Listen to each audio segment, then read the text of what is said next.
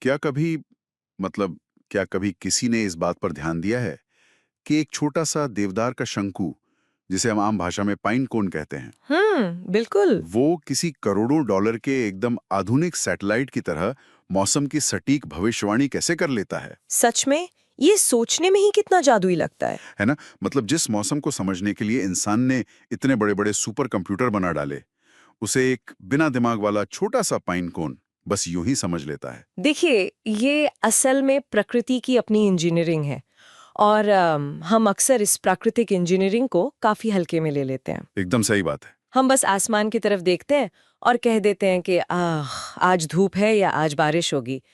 लेकिन इसके पीछे भौतिक विज्ञान, रसायन विज्ञान और भूगोल का एक बहुत ही शानदार और काफी जटिल खेल चल रहा होता है। बिल्कुल।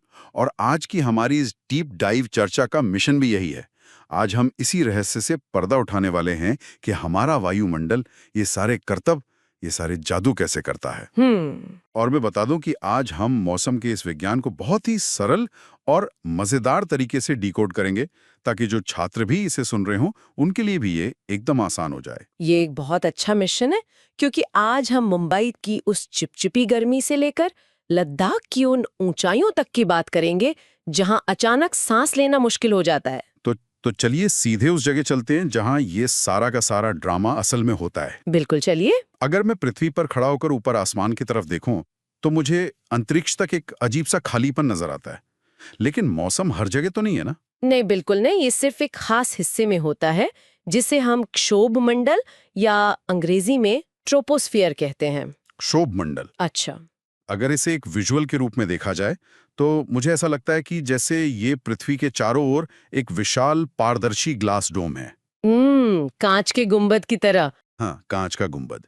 एक ऐसा गुंबद जिसकी ऊंचाई सतह से सिर्फ 6 से 18 किलोमीटर तक है, और हम सब इंसान, जानवर, पेड़ पौधे इसी गुंबद के अंदर रहते हैं। एकदम सटीक एनालॉजी है ये। लेकिन मेरे मन में हमेशा ये सवाल आता है कि इस 18 किलोमीटर के गुंबद के बाहर, मतलब अंतरिक्ष की तरफ जाने पर मौसम का ये सारा खेल अचानक बंद क्यों हो जाता है?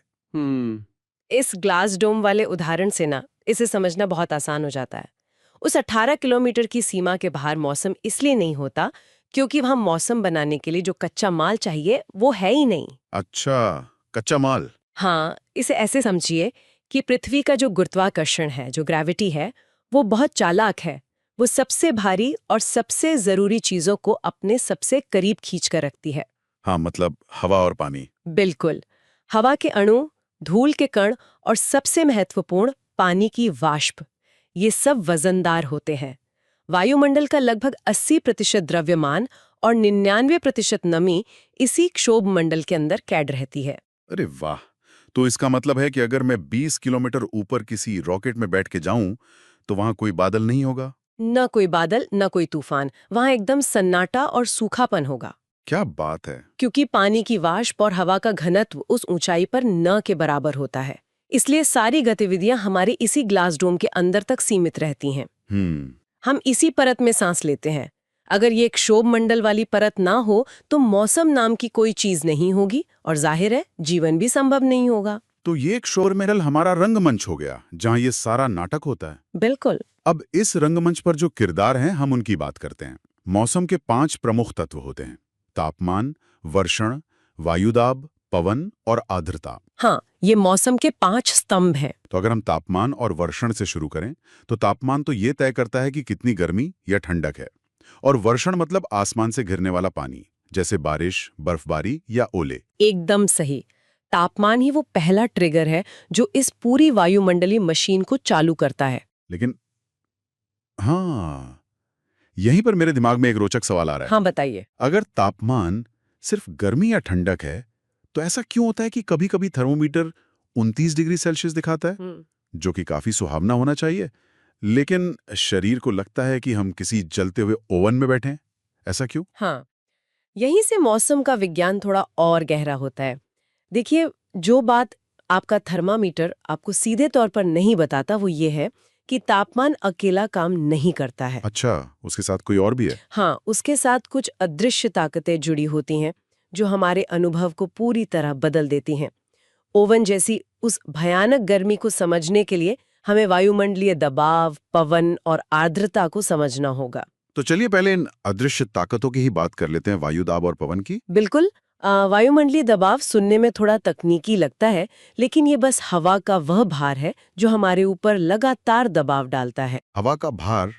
लेकिन हवा तो बहुत हल्की होती है। मुझे तो अपने कंधों पर कोई वजन महसूस नहीं होता। ये एक बहुत ही आम भ्रम है। कल्पना कीजिए कि आपके सिर के ऊपर से लेकर शोभ मंडल की आखिरी सीमा तक हवा का एक पूरा का पूरा स्तंभ आपके ऊपर रखा हुआ है। बाप रे! समुद्र तल पर इस पूरे स्तंभ का वजन इतना अधिक होता है कि अगर हमारा शरीर अंदर से बाहर की तरफ दबाव न डाल रहा होता तो हम पिचक जाते। अरे मतलब हम उस भारी दबाव में रहने के आदी हो चुके हैं। बिल्कुल। और इसीलिए जब हम ऊंचाई पर जाते हैं, जैसे लद्दाख के खारदुंगला टॉप पर, जो समुद्र तल से हजारों फीट ऊपर है, तो वायुदाब घट जाता है। अच्छा, क्योंकि हमारे ऊपर हवा का वो स्तंभ छोटा हो गया है ना। एकदम सही पकड़ा आपने। ऊपर जाने पर हवा हल्की हो जाती है और इसी वजह से ऑक्सीजन की कमी के कारण पहाड़ों पर सांस फूलती है या चक्कर आते हैं। अब समझ में आया कि पहाड़ पर जाते ही वो एल्टीट्यूड सिकनेस क्यों होती है। हाँ, ये कोई बीमारी नहीं है, बस कम दबाव का भौतिक प्रभाव है। और ये जो हवा का दबाव है, यही तो पवन यानी विंड को भी बनाता है ना? बिल्कुल। पवन असल में प्रकृति का संतुलन है। संतुलन? वो कैसे? देखिए, हवा हमेशा उच्च दबाव यानी हाई प्रेशर से निम्न दबाव यानी लो प्रेशर की तरफ बहती है। इसी दौड़ती हुई हवा को हम पवन कहते हैं। हाँ, इसे मैं एक उदाहरण से समझने की कोशिश करता हूँ। मान लीजिए वायुदाब दो अलग अलग कमरों की तरह है। एक है उच्च दबाव वाला कमरा जो लोगों से खचाखच भरा हुआ है, और उसके ठीक बगल में एक निम्न दबाव वाला कमरा है जो एकदम खाली है। बिल्कुल, बहुत अच्छी एनालॉजी है। तो लोग यानी हवा के अणु स्वाभाविक रूप से उस खाली जगह की ओर भागेंगे, और हवा की यही भागदौड़ पवन कहलाती है। एकदम सटीक। और पवन का प्राकृतिक महत्व बहुत बड़ा है। ये सिर्फ हमें हवा देने के लिए नहीं है। पवन बीजों को दूर तक फैलाती है, जैसे डैंडेलियन के बीज। अरे हाँ, वो सफेद उड़ने वाले बीज। हाँ, तो पवन प्रकृति के विकास के लिए, जीवन को फैलाने के लिए बहुत आवश्यक है। गजब की बात है। लेकिन अभी भी मेरा वो अवन वाला सवाल बचा हुआ है, वो 29 डिग्री वाला पसीना और चिपचिपापन। हाँ, मैं उसे भूली नहीं हूँ। उस चिपचिपेपन का असली कारण है आर्द्रता, जिसे हम अंग्रेजी में ह्यूमिडिटी कहते हैं। आर्द्रता मतलब हवा में मौजूद नमी? हाँ, वायु में उपस्थित जलवाष्प की मात्रा यही तय करती है कि आपको कैसा महसूस होगा। मतलब अगर तटीय क्षेत्र है जैसे कोची या मुंबई, जहां समुद्र बिल्कुल पास है, तो वहाँ हवा में आर्द्रता बहुत अधिक होगी। और इसीलिए वहां पसीना जल्दी नहीं सूखता। एकदम सही, क्योंकि हवा पहले से ही पानी से भरी हुई है, वो आपके शरीर का पसीना सोख ही नहीं पाती। अच्छा, और इसके उलट अगर कोई रेगिस्तानी इलाका हो जैसे जयपुर। जयपुर समुद्र से दूर है, तो वहाँ आर्द्रता कम होती है, पसीना आते ही सूख जाता है और शरीर को ठंडक महसूस होती है। ये तो हमारी रोजमर्रा की जिंदगी से सीधा जुड़ा है। एक उदाहरण लेते हैं। मान लीजिए ज्योत्सना नाम की कोई छात्रा है जो जून में स्कूल ट्रिप के लिए मुंबई जा रही है। उसने देखा कि पूर्वानुमान 29 डिग्री सेल्सियस और आर्द्रता 84% है। तो इसका नतीजा क्या होगा? नतीजा ये होगा कि उच्च तापमान और बहुत अधिक आर्द्रता के कारण उसे भयंकर पसीना आएगा जो सूखेगा नहीं। मतलब उसे सूती, हल्के और पसीना सोखने वाले कपड़े ही ले जाने चाहिए। सिंथेटिक कपड़े तो सजा बन जाएंगे। बिल्कुल। इसका मतलब है कि मौसम विज्ञान सिर्फ किताबों के लिए नहीं है, बल्कि ये हमारी पैकिंग और यात्रा की सफलता को सीधे तौर पर तय करता है। 100%। मौसम के तत्वों का ये तालमेल हमारे रोजमर्रा के हर छोटे बड़े फैसले को प्रभावित करता है। तो अब तक हमने इन सभी तत्वों को समझ लिया, लेकिन अब सवाल यह है कि हम भविष्य कैसे पढ़ते हैं, मौसम का पूर्वानुमान कैसे लगाते हैं? इसके लिए इंसान ने बहुत सफर तय किया है। हाँ, मुझे याद है हमने शुरुआत में चीड़ के शंकु यानी पाइन कोन की बात की थी। बिल्कुल। प्राचीन काल में लोग प्रकृति का अवलोकन करते थे। चींटियों का बारिश से पहले अपने अंडे ऊंचाई पर ले जाना, मेंढकों का अचानक टरटराना। और वो पाइन कोन? पाइन कोन के जो शल्क होते हैं, वे हवा की नमी के प्रति बेहद संवेदनशील होते हैं।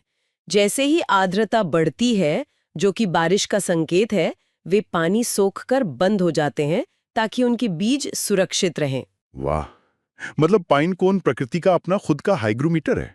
एकदम सही कहा आपने। लेकिन आज के मौसम विज्ञानी सटीक पूर्वानुमान के लिए आधुनिक उपकरणों और सैटेलाइट डेटा का उपयोग करते हैं। आधुनिक यंत्र जैसे तापमान के लिए तापमापी यानी थर्मामीटर, और दबाव के लिए वायुदाब मापी जिसे बैरोमीटर कहते हैं, वर्षण के लिए वर्षा मापी, और पवन की गति नापने के लिए एनेमोमीटर और आर्द्रता के लिए हाइग्रोमीटर। हाँ, ये सभी यंत्र हमें सटीक डेटा देते हैं। और इस डेटा का महत्व बहुत बड़ा है ना? सिर्फ छाता ले जाने के लिए नहीं। बिल्कुल नहीं, ये आपदा प्रबंधन के लिए सबसे जरूरी है। भारी बारिश या तूफान से पहले तटीय क्षेत्रों को खाली कराना हो, या फिर स्वास्थ्य सुरक्षा के लिए जैसे ताप लहर मतलब हीट वेव या शीतलहर की पूर्व चेतावनी देनी हो। हाँ, और कृषि में किसानों को बुवाई का सही समय बताना, यातायात के लिए सुरक्षित उड़ान तय करना, समुद्री जहाजों को दिशा दिखाना। मतलब ये पूरा विज्ञान हमारी दुनिया को चला रहा है। बिल्कुल। तो अगर हम इस पूरी चर्चा का एक क्विक रिकैप करें तो हमने देखा कि मौसम केवल ये नहीं है कि बाहर धूप है या बारिश। ये शोभ मंडल में चलने वाली एक बेहद जटिल वैज्ञानिक प्रक्रिया है। तापमान, वर्षण, दबाव, पवन और आर्द्रता का ये सारा खेल हमारे जीवन के हर पहलू को छूता है। एकदम सही। और जैसा कि हमने शुरू में कहा था, मौसम को समझना असल में प्रकृति की भाषा को समझना है। बिल्कुल, बहुत ही सुंदर बात है ये। और इसी के साथ जाते जाते मैं अपने श्रोताओं के लिए सोचने के लिए एक अंतिम सवाल छोड़ना चाहता हूँ। बताइए। प्राचीन काल में जानवर और पेड़ पौधे मौसम में होने वाले सूक्ष्म बदलावों को महसूस कर लेते थे। और इंसान भी कर लेता था। बिल्कुल, वे प्रकृति से जुड़े थे। लेकिन आज हमारे पास सैटेलाइट और हाइग्रोमीटर जैसे आधुनिक यंत्र हैं। सब कुछ फोन की स्क्रीन पर है। तो सवाल यह है कि क्या तकनीक पर हमारी इतनी अधिक निर्भरता ने हमें प्रकृति के उन प्राकृतिक इशारों को, जैसे हवा की नमी या दबाव में बदलाव को खुद महसूस करने की क्षमता से दूर कर दिया है? ये वाकई एक बहुत ही गहरा और सोचने पर मजबूर करने वाला सवाल है ना? तो आज की इस चर्चा में बस इतना ही। मौसम के अद्भुत विज्ञान को हमारे साथ डिकोड करने के लिए आपका बहुत बहुत धन्यवाद। मुझे भी बहुत मजा आया, धन्यवाद। क्या कभी